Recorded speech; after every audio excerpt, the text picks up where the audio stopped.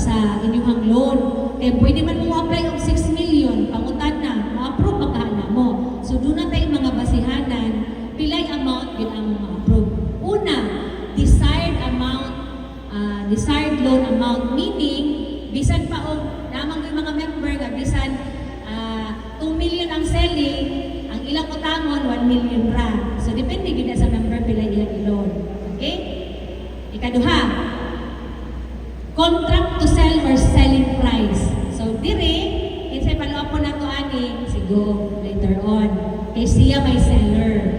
So, kuhon, kung makadecide na sigo, pilay iyahang selling price, mauna atong basihan. Okay? Pilay baligya per square meter. So, mauna atong basihan, selling price.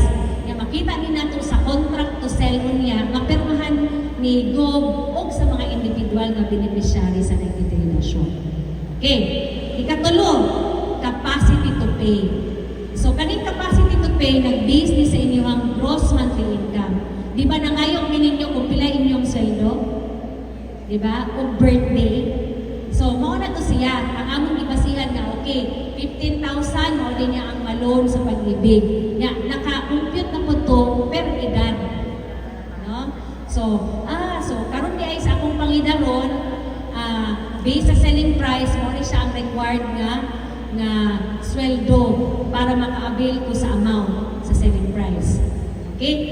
Then, sa pag-ibig, 35% ra sa inyong gross income ang among limit ng monthly amortization. Dili mi pwede nga 100% sa inyong sweldo kay doon na pamantay mga bayranan nga lain. So, sa gross income, 35% ra ang allowed na inyong monthly amortization sa pag-ibig. Now, what happened kung for example inyong sweldo dili enough unya sa selling price, no, di mo ka-avail sa loan para bayad sa selling price, di kay inyong sweldo gamay. Diri mo sulod ang co-borrower. Okay, co-borrower. Di ba example na ko ganina, anak ang ni-file, no, kay tungod sa edad para maka 30 years to pay. Ang problema sa anak, kay bago pa man nakatrabaho, gamay ang sweldo. Compared sa katong unta beneficiary nga dako nagsweldo, disadvantage lang yun ang edad. So unsay buhaton, pa-filon si anak para mabasihan ang 30 years to pay. Total, ang 30 years to pay, kamo may decide kung fully paid ninog sa'yo or dili. Di ba? Now, diri na sa sweldo ni Samo, kay gamay ra ang sweldo sa anak. So, musod ang co-borrower. Kinsay pwede mag-co-borrower? Una, members at sa pag-ibig. Pareha pang eligibility requirements. Kung may trabaho, members sa pag-ibig. Ikaduha, ang co-borrower, duha ka klase.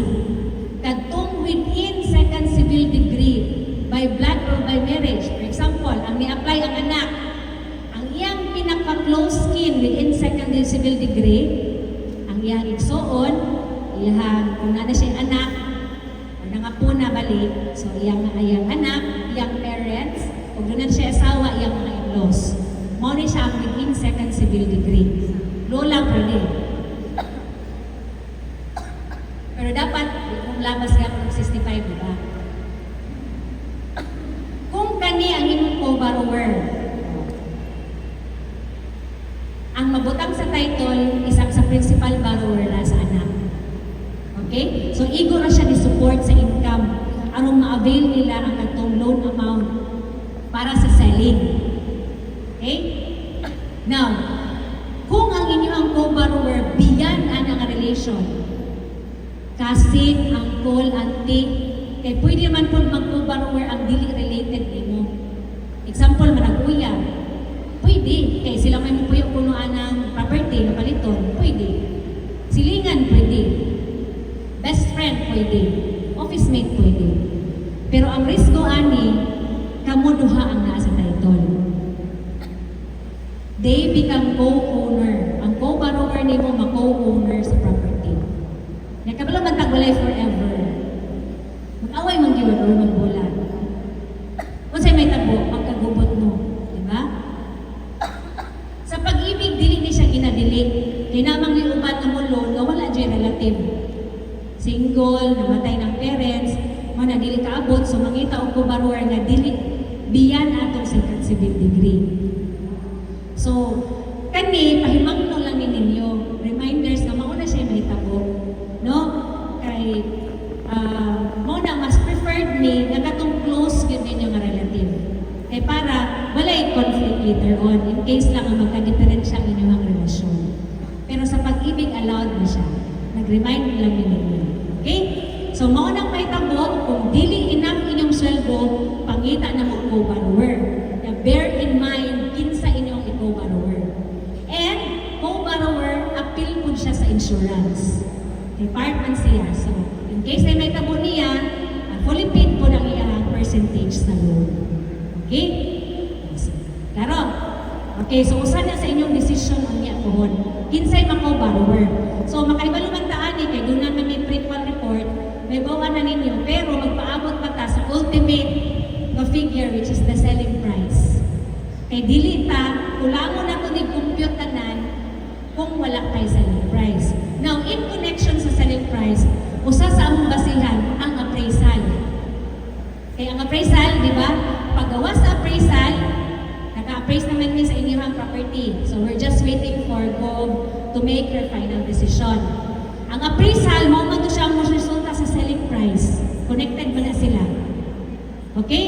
So mo na ang kulang pa ma-figure na to karon, ang among na-compute, ang inyuha lang maximum runnable amount sa pag-ibig. Pag magawas to ang appraisal o selling price, diha na nato masuta yun, pila yun ang pwede ma-approve sa inyo.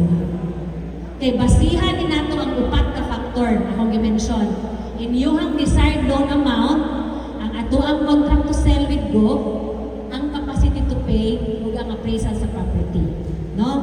So mauna siya ang na-connect na ninyo tanan. So dili mi kalihok kung wala to siya.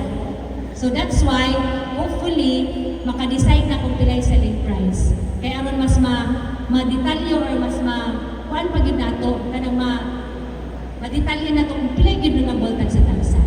Okay? So kamo kan kita karon nagpreparar ta ani para once mo gawas to, automatic na tadayon. Maka-compute naman po dayon ni kung pila.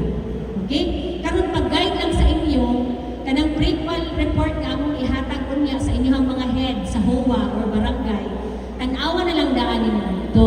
Para makapreparar mo nga, okay, ay pwede na ikumulon. Ay, kinahanglan na ko borrower. Para aron may mo na ganit sigog nga mo, pero man ako contract to sell, o maghurot na nag-apply dito sa pag-ibig. Okay? So, klaro. Okay, next.